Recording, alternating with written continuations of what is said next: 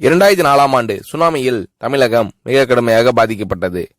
2004இல் சுனாமியில் தமிழகத்தில் மட்டும் 6065 பேர் இறந்தார்கள். 88 கிராமங்கள் நிலை குலைந்து அழிந்து போனது.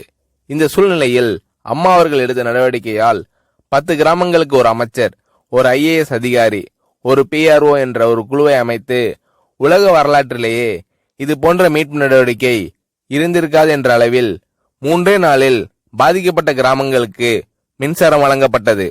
குடிநீர் வசதி செய்து தரப்பட்டது.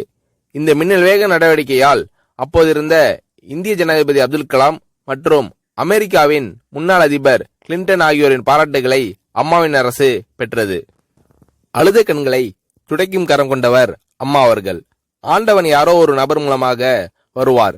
தமிழ்நாட்டிற்கு கிடைத்த தெய்வம் அம்மா அவர்கள்.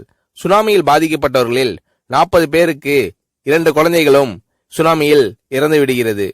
அந்த 40 பேரும் ஏற்கனவே கருத்தடை ஆபரேஷன் செய்திருக்கிறார்கள். பெற்றோர்கள் மட்டும் உயிர் பிழைத்திருக்கிறார்கள்.